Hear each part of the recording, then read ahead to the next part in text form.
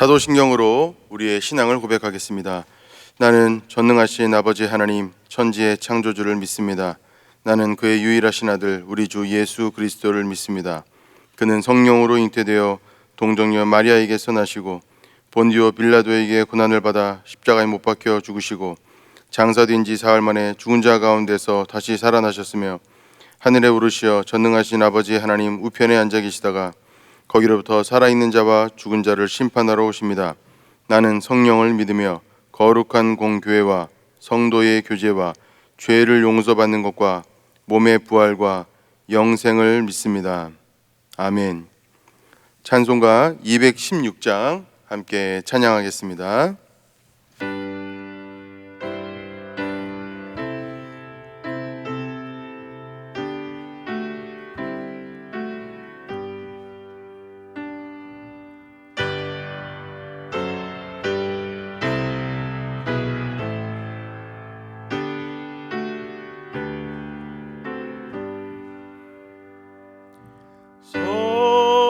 성자의 귀한 몸 날 위하여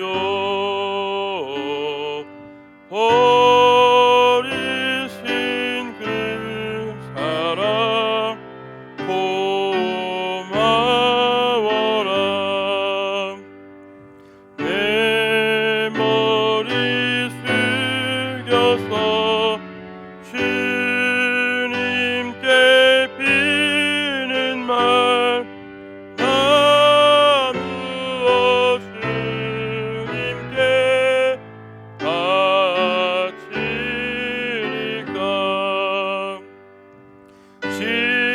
지금도 날 위해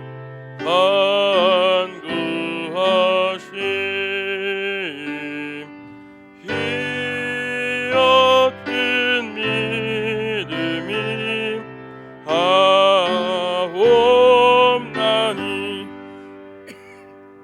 주님의 참사랑 고맙고 놀라워 찬송과 기도를 쉬지 않네. 주님의 십자가 놔두시고 신실한 믿음과 마음으로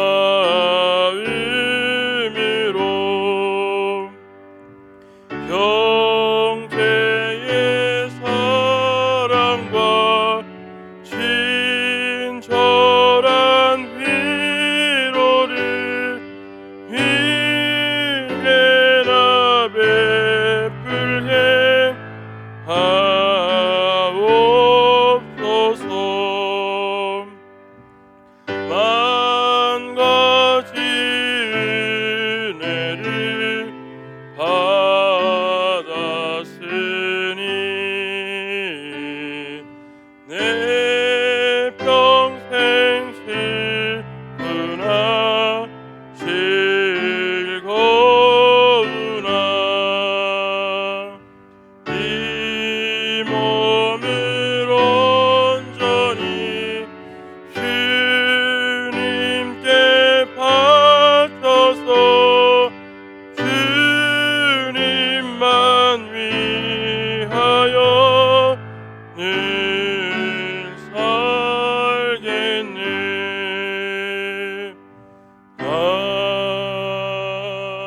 아멘. 다 함께 119 기도를 드리겠습니다. 하늘에 계신 하나님 아버지, 우리 모두가 심하여 드리는 이 기도를 들으시고 응답하사 크신 영광을 드러내 주소서. 대통령과 위정자들이 하나님을 경외하고 국민을 잘 섬기며 국정을 잘 돌보게 하소서. 사회 곳곳에 정의가 물같이 공의가 마르지 않는 강같이 흐르게 하소서. 남북관계가 더욱 진전되어 복음 안에서 평화와 번영의 시대로 나아가게 하시고 우리나라 정치, 경제, 사회에 하나님의 공의가 실현되게 하소서. 선교사님들의 사역과 가정을 성령과 은혜로 충만하게 하시고 주의 복음이 땅끝까지 전파되게 하소서. 사역자들과 지도자들에게 성령의 능력과 지혜를 부어주소서. 양육, 섬김, 전도로 하나님의 비전을 이루는 교회가 되게 하소서. 구원받는 성도들이 날마다 더해가게 하시고 말씀의 능력을 삶에서 체험함으로 예수 그리스도가 증거되는 교회가 되게 하소서. 모든 예배와 사역이 성령의 인도로 은혜와 열매가 풍성하게 하소서. 교회 학교를 통해서 이 나라와 한국 교회와 세계를 품는 주의 자녀들이 세워지게 하소서. 지역 사회가 하나님의 사랑과 정의를 토대로 살기 좋은 환경이 되게 하소서. 이웃들의 어려운 문제들을 해결해 주시고 그들이 예수님의 사랑을 체험하게 하소서. 비자립 교회들이 자립하게 하시고 기독교 단체들이 활발하게 성장하게 하소서.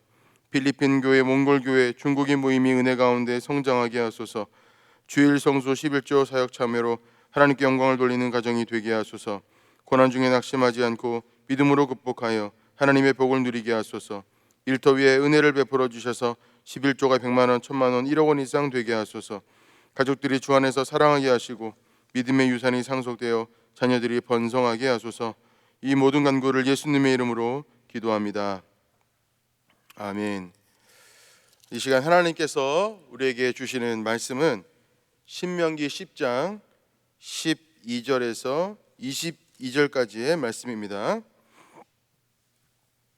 신명기 10장 12절에서 22절까지의 말씀을 봉독하겠습니다. 이스라엘아, 내 하나님 여호와께서 내게 요구하시는 것이 무엇이냐?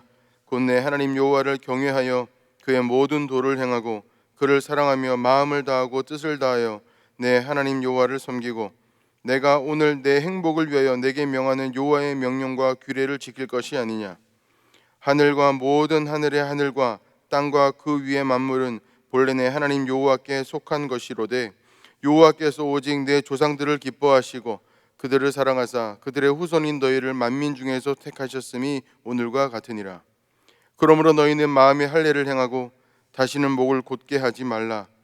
너희 하나님 여호와는 신 가운데 신이시며 주 가운데의 주시요 크고 능하시며 두려우신 하나님이시라. 사람을 외모로 보지 아니하시며 뇌물을 받지 아니하시고 고아와 과부를 위하여 정의를 행하시며 나그네를 사랑하여 그에게 떡과 옷을 주시나니 너희는 나그네를 사랑하라. 전에 너희도 애굽 땅에서 나그네 되었음이니라. 내 하나님 여호와를 경외하여 그를 섬기며 그에게 의지하고 그의 이름으로 맹세하라. 그는 내 찬송이시요 내 하나님이시라. 내 눈으로 본 이같이 크고 두려운 일을 너를 위하여 행하셨느니라. 애굽에 내려간 내 조상들이 겨우 70인이었으나 이제는 내 하나님 여호와께서 너를 하늘의 별같이 많게 하셨느니라. 아멘. 잠깐 기도하겠습니다. 하나님 아버지 감사합니다. 오늘 이 새벽에도 우리에게 말씀을 주시고 이 말씀을 통하여 다시 한번 일어나라 하시니 감사합니다. 오늘의 이 말씀이 우리 마음 가운데 심겨지는 능력 있는 말씀 될 수 있도록 도와주시고 그저 그것이 듣고 지나가지 아니하고 우리의 삶 가운데 능력으로 나타나 우리의 삶에 열매 맺는 주의 역사가 나타나도록 인도하여 주옵소서. 이 시간 우리의 마음의 문을 활짝 열어주시기를 소원합니다. 우리가 마음의 문을 열고 하나님 아버지 앞에 나아갈 때 놀라운 주의 역사하심이 우리 가운데 나타나도록 인도하여 주옵소서. 예수님의 이름으로 기도합니다. 아멘. 신명기 10장 12절에서 22절의 말씀을 읽었습니다. 먼저 이 말씀이 신명기에서 나타나는 맥락을 살펴보아야 할 것 같습니다. 그 맥락을 보시면 출애굽기 32장에서 34장에 해당되는 그 내용들을 기록한 이후에 그것에 코멘트를 다는 방식으로 모세가 설교를 하는 내용이 바로 우리가 오늘 읽은 본문입니다. 출애굽기 32장에 34장까지의 내용은 어떤 내용이냐면 이스라엘 백성들이 모세가 시내산에 올라가서 40일 동안 기도하며 묵상하며 하나님 아버지 앞에 십계명을 받고 돌판에 하나님께 직접 새겨주신 그 돌판을 가지고 내려올 때에 그 사이에 이스라엘 백성들이 금송아지를 만들어서 우상 숭배한 내용입니다. 이 내용은 굉장히 엄중한 내용입니다. 왜 그러냐면 출애굽기 32장에서 34장의 말씀에 보면 하나님께서 이 이스라엘 백성들의 우상 숭배하는 모습을 보고 이스라엘 백성들을 다 죽이고 모세 너를 통하여 다시 민족을 일으키겠다고까지 말씀하시기 때문입니다.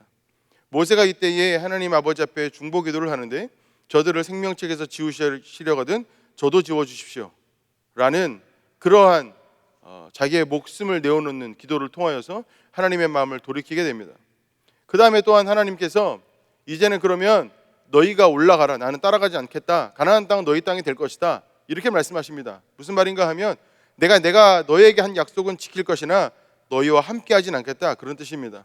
모세가 그 하나님 아버지의 그 두 번째 심판의 말씀 앞에 장막을 아예 따로 이스라엘 백성을 따로 분리해서 세워서 금식하면서 하나님께 기도하는 장면이 나옵니다. 이 모세의 간절한 기도를 통하여서 다시 하나님께서 마음을 돌이키시고 이스라엘 백성들의 하나님이 되시고 이스라엘 백성들은 하나님의 백성이 되도록 하는 것들이 만들어지는 과정이 32장에서 34장까지의 말씀입니다. 그러니 이 이스라엘 백성들의 우상 숭배한 이 범죄는 얼마나 가슴 아픈 범죄입니까? 그리고 또 그 내용이 진행되는 상황 가운데에서 신명기에 기록된 모세의 설교는 또한 얼마나 엄중한 것이 되겠습니까? 모세가 이것을 이제 이스라엘 백성들의 2세대들에게 상기를 시키는 것입니다. 너희의 조상들이, 너희의 아비들이 시내산에 있을 때에 하나님의 그 놀라운 영광을 보고서도 이와 같이 우상숭배했다는 것을 이야기하는 것이죠. 그들의 우상숭배가 얼마나 패역한 것이었냐면 모세가 시내산에서 내려오다가 그들의 우상숭배하는 모습을 보고 하나님께서 직접 손으로 새겨주신 십계명이 기록된 돌판을 집어 던져서 깨뜨립니다. 혹자가 이야기하기로 모세가 승질이 들어서 그가 분노를 주체하지 못해서, 조절하지 못해서 그와 같이 했다, 그는 아직도 참 그렇게 날것의 사람이었다, 이렇게 이야기하기도 합니다. 그러나 모세가 그렇게 깨뜨렸던 것은 하나님과 이스라엘 백성들 간의 계약이 완전히 깨어졌기 때문에 더 이상 그 돌판이 의미가 없어진 상황에 대한 표현일 수도 있다는 것을 우리는 기억해야 합니다. 무슨 말인가 하면 이스라엘 백성들은 하나님께 이야기합니다. 우리는 하나님의 백성입니다. 하나님께서는 이스라엘 백성들에게 말씀합니다. 나는 너희의 하나님이다. 그러나 그 계약이 깨져버린 것이죠. 그 계약의 그 계약서가 바로 무엇인가 하면 십계명에 새겨진 돌판이었는데 이제는 그 돌판이 이제 의미 없어진 것이죠. 그래서 모세가 그것을 깨뜨린 것입니다. 그러니까 그만큼 이 우상 숭배라고 하는 것은 하나님과의 관계 전체를 송두리째 다 뒤흔들 만한 아주 강력한 죄악인 것이죠. 이후에 하나님께서 이스라엘 백성들을 용서하시고 모세가 하나님 아버지 앞에 중보기도함으로써 하나님의 마음을 돌이켰을 때에 모세는 다시 시내산 위에 올라갑니다. 그리고 하나님께서 다시 그것을 돌판을 새겨서 주시죠. 문제는 그것입니다. 하나님 아버지 앞에 어떤 백성이어야 하는가, 그것을 우리가 오늘 본문에서 살펴볼 수 있다는 것이죠. 그리고 이 말씀은 굉장히 엄중한 말씀이라는 것입니다. 여러분, 우리가 성경을 읽을 때에 성경의 글자를 읽기 전에 먼저 읽어야 하는 것이 있습니다. 그것은 무엇인가 하면 그 말씀이 기록된 맥락 속에서 그 말씀의 감정이 무엇인지, 그 상황이 무엇인지를 읽어내는 것입니다. 그 말씀의 분위기, 이것을 읽어내는 것이 아주 중요하죠. 여러분, 이게 얼마나 오래전에 기록된 것입니까? 약 2000년, 2500년 전에 기록되어져 있는 예수 그리스도가 이 땅 가운데 사셨을 때 전으로 쓰여진 그 책들도, 그 편지들도 어마어마한 당시로서는 돈이 들었던 그런 작업들이었습니다. 지금으로 따지면 영화 한 편을 찍는 것 같은, 영화 한 편을 찍는데 얼마나 많은 돈이 듭니까? 이제 몇백억씩 들지 않습니까? 그 정도로 그때 당시에 뭔가 글을 남기고 책을 쓴다는 것은 어마어마한 돈이 들었다는 것이죠. 왜 그렇습니까? 종이도 없고 펜도 마땅한 게 없고 잉크도 제대로 없기 때문이죠. 무언가 글씨를 써서 전달한다고 하는 것은 그래서 굉장히 돈이 많이 드는 일이었다는 것이죠.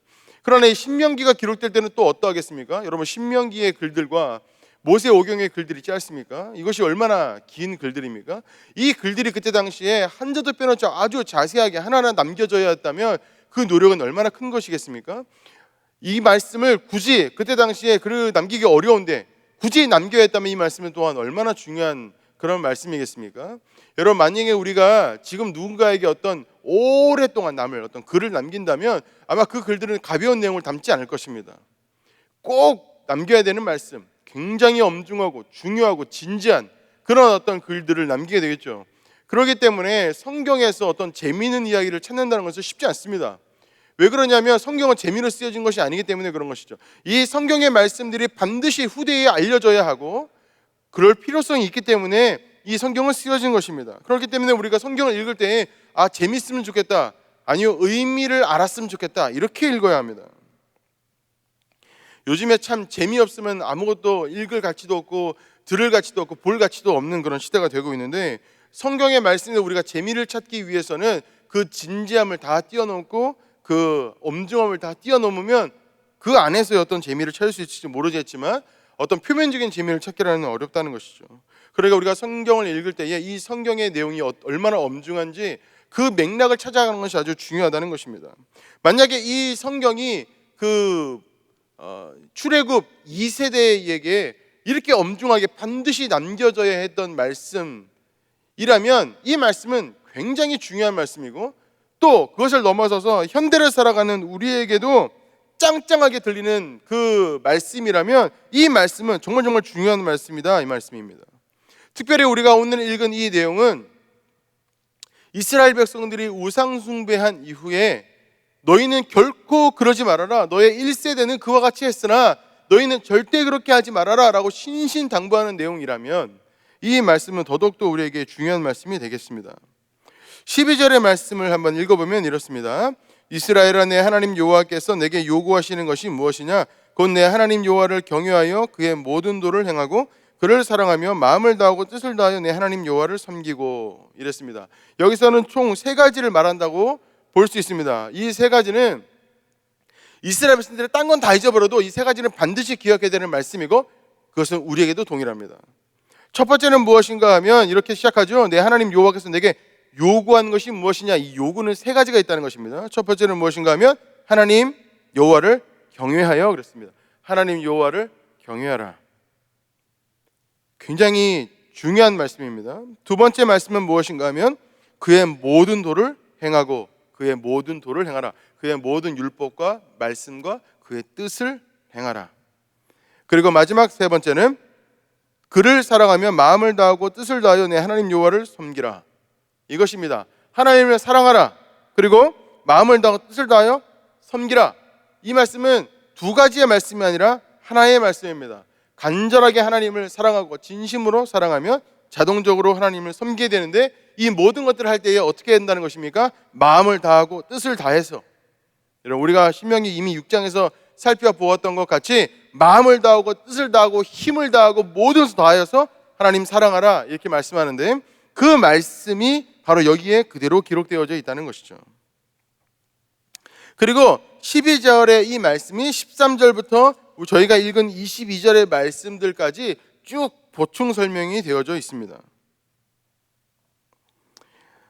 먼저 하나님을 경외하라, 이 말씀을 먼저 살펴보도록 하겠습니다. 17절에 보시면요, 이렇게 말씀합니다. 너희 하나님 여호와는 신 가운데 신이시며 주 가운데 주시요 크고 능하시며 두려우신 하나님이시라, 이렇게 말씀하십니다.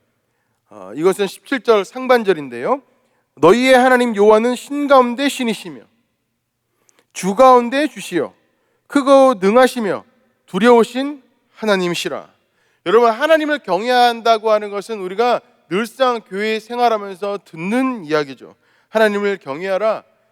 경외가 무엇입니까? 만약에 우리가 정말 범접할 수 없을 만큼 굉장히 높은 어떤 사람을 만난다면 우리가 그를 존경할 것입니다. 그렇죠?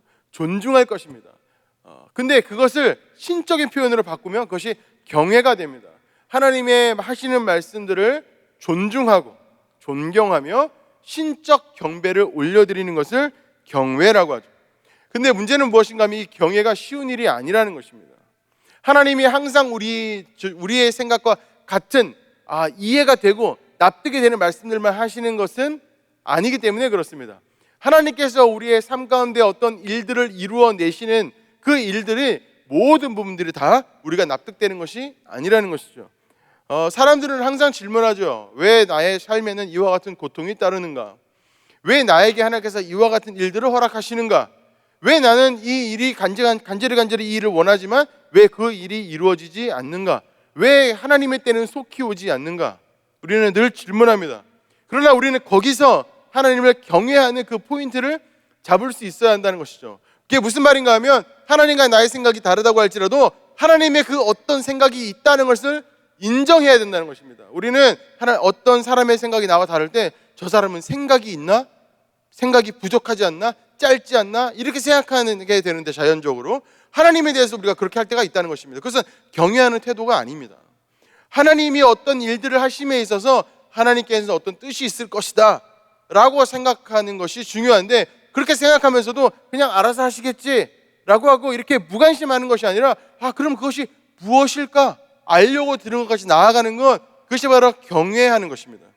하나님의 역사하심과 인도하심을 인정하고 내가 도저히 이해할 수 없는 하나님의 어떤 생각의 영역, 행동의 영역이 있다는 것을 인정하고 그 모든 것들을 인정하는 범위 안에서 존중하는 것, 하나님의 역사하심을 기다리는 것, 그리고 하나님의 역사하심을 깨닫기 위하여 애쓰는 것, 도저히 내가 알 수 없는 어떤 영역에 하나님이 어떤 일들을 하신다는 것을 인정하고 그것에 어떤 경외를 올려드리는, 존경을 올려드리는, 그리고 그것에 어떤 내가 알 수 없는 부분들을 내가 알고자 하는 그런 깨달음을 얻고자 하는 그런 마음의 자세가 경외라는 자세라는 것이죠.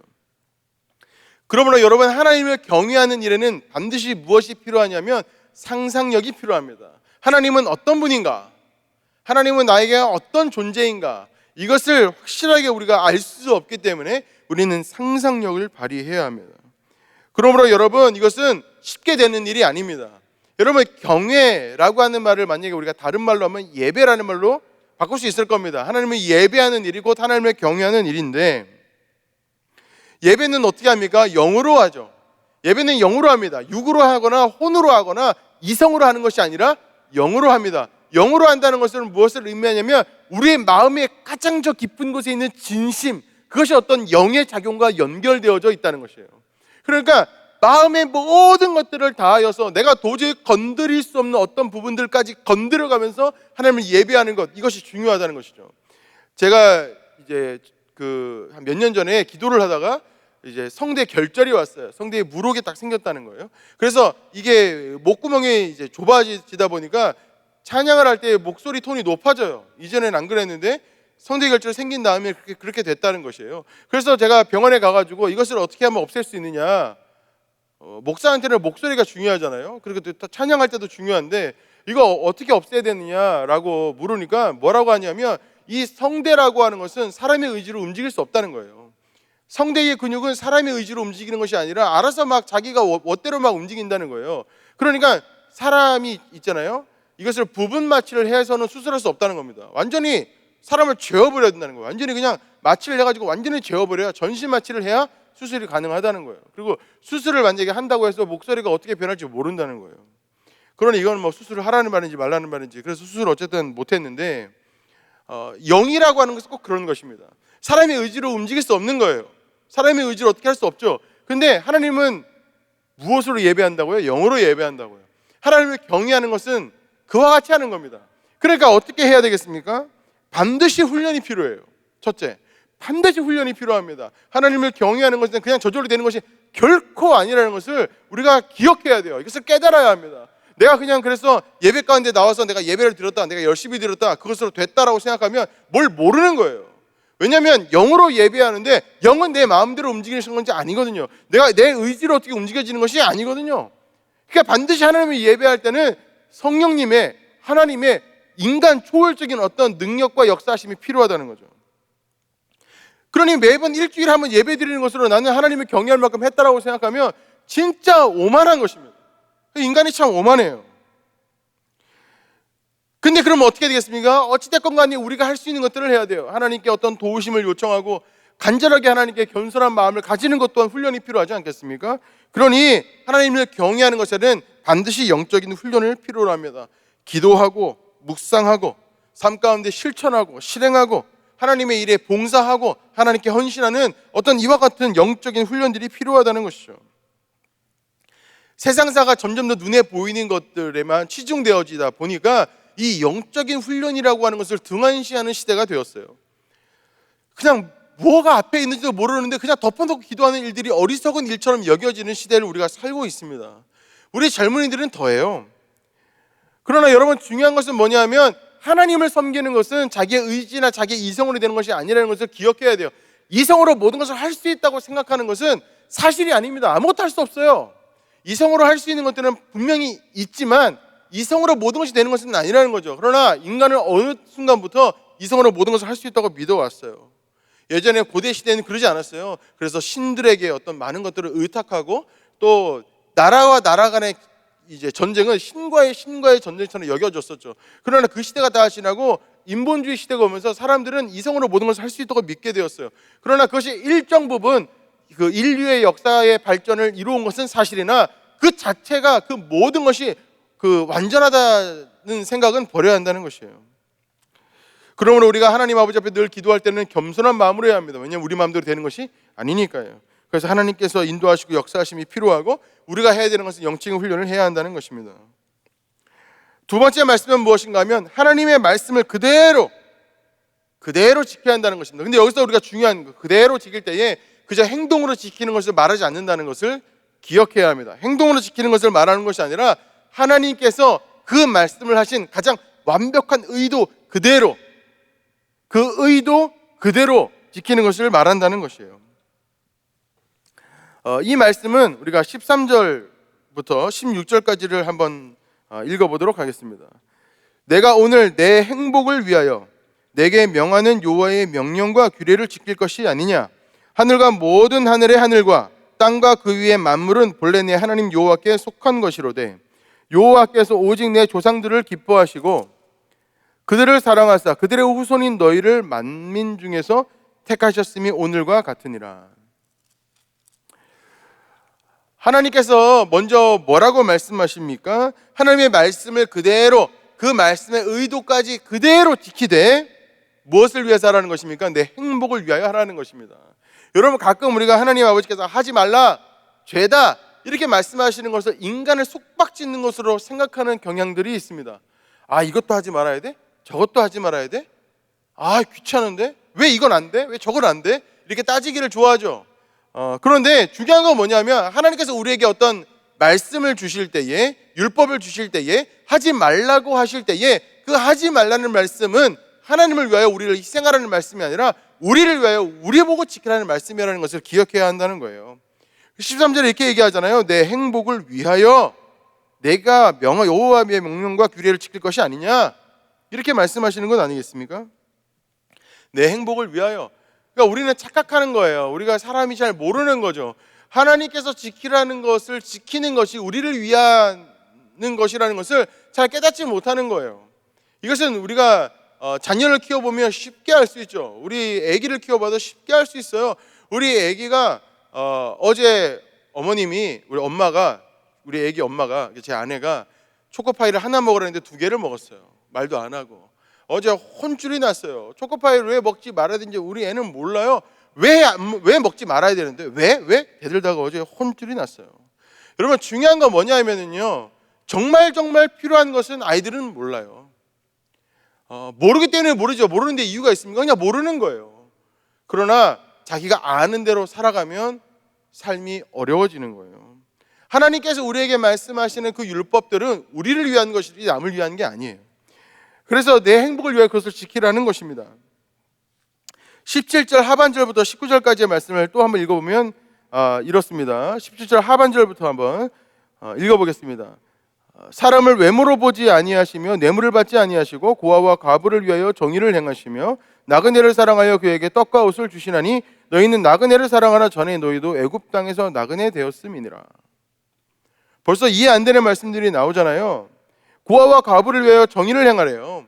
고아와 과부를 향한 정의를 행하는 일이 나의 삶과 무슨 관련이 있습니까? 나그네를 사랑하며 그에게 떡과 옷을 주는 일이 나에게 무슨 상관이 있습니까? 나에게 오히려 손해가 되는 일이죠. 나그네를 사랑하래요. 그건 우리가 나그네였던, 이스라엘 백성들이 나그네였던 것은 이전의 일이지 지금의 일은 아니잖아요. 그 자기 것을 남에게 퍼주라는 거예요. 근데 이것을 누구를 위하라는 겁니까? 이스라엘 백성들 행복을 위하여 그렇게 하라는 거예요. 레위기의 핵심 내용은 거룩한 백성이 정의로운 사회를 만든다는 거예요. 정의로운 사회가 되지 않고 불의한 사회가 되어지면 결국에 손해보는 것은 그 사회에 속한 여러 사람들이라는 것이죠. 하나님의 말씀은 항상 그가 속해 있는 그 사회와 그 공동체와 모든 것들을 같이 하게 되는 거예요. 이것이 바로 하나님의 말씀이죠. 하나님이 어떤 한 사람을 거룩하게 만들기 원한다면 하나님의 초점은 그 한 사람에게만 있지 않아요. 그 사람이 속해 있는 그 주변의 나라들과 사회들에게도, 공동체에도 여전히 영향을 미치기를 원하는 것이죠. 왜 그러냐면 그것은 따로 떨어지는 것이 아니기 때문에 그런 거예요. 여러분, 하나님께서 우리에게 이와 같이 말씀하시는 거죠. 내 행복을 위하여 이 율례와 이 법도를 지키라는 거예요. 무엇을 위해서요? 우리를 위해서요. 그러니 여러분, 우리는 착각하지 않고 우리는 최선을 다하여서 하나님께서 말씀하신 그 의도 그대로까지 다 지키도록, 행하도록 애써야 한다는 것이에요. 이것은 행동으로 되는 것이 아니라 마음으로 되는 것입니다. 마음으로 말이에요. 마지막 세 번째의 말씀은요, 20절의 말씀을 한번 읽어보겠습니다. 내 하나님 여호와를 경외하여 그를 섬기며 그에게 의지하고 그의 이름으로 맹세하라. 내 하나님 여호와를 경외하여 그를 섬기며 그에게 의지하고 그의 이름으로 맹세하라. 여러분, 하나님 아버지를 깊이 사랑해야 한다는 거예요. 사랑하고 또 사랑하고 또 사랑하고 하나님에게 모든 것을 다하여서 그분을 섬기며 사랑하는 일들이 있어야 한다는 것이죠. 여러분, 사실은 이것이 가장 중요한 하나님의 계명 아니겠습니까? 하나님을 사랑하되 모든 것을 다하여 사랑하라는 거예요. 여호와를 경외하고 섬기며 의지하고 그의 이름으로 맹세하라. 그 이름을 맹세하라고 하는 말은 무슨 말인가 하면 신명기에 또 다른 말씀인데 계속 반복적으로 나오는 말씀인데, 이 말씀은 어떤 말씀인가 하면 하나님의 이름으로 살아가라는 거예요. 하나님을 망령되이 막 함부로 일컬으라는 뜻이 아니라 하나님의 뜻대로 하나님의 이름으로 살아가라는 거예요. 주님의 뜻을 그대로 하여서 내가 하나님 뜻대로 살아간다고 말할 수 있을 만큼 그렇게 살아가라는 거죠. 이것은 어떻게 해야 가능합니까? 하나님을 사랑해야 가능하다는 거예요. 하나님을 깊이 사랑하고 또 사랑하고 또 사랑하는 일을 통하여서 이와 같은 일들이 가능해진다는 것이죠. 여러분, 우리는 사랑하면 무엇을 해도 부족하다고 느낍니다. 내가 이것까지 했는데 저것까지 했는데 그런 생각이 들지 않죠. 늘상 우리가 어떤 주된 일이 아니라 하지 않아도 되는데 억지로 하거나 해줘야 되는 일들 앞에서 우리가 어떤 본전 생각이 나는 거죠. 내가 이렇게까지 했는데. 그러나 정말로 내가 사랑하는 일은 아무리 해도 부족하다고 느끼죠. 나의 사랑이 부족하다고 느끼게 되는 거예요. 여러분들의 자녀들에게 가지고 있는 그 마음과 똑같죠.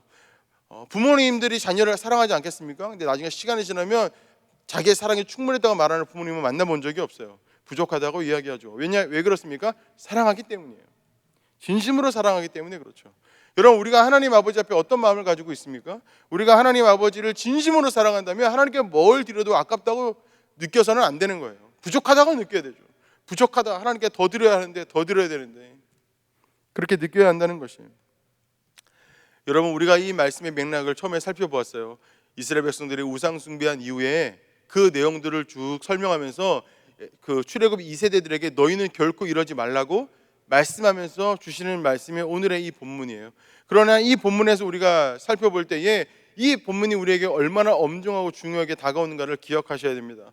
이 세 가지는 굉장히 중요해요. 하나님을 사랑하는 것, 주의 법도를 지키는 것, 그리고 주를 경외하는 것. 이 세 가지 여러분들 삶 가운데 충분히 실행하시고 실천하시기를 주님의 이름으로 축원합니다.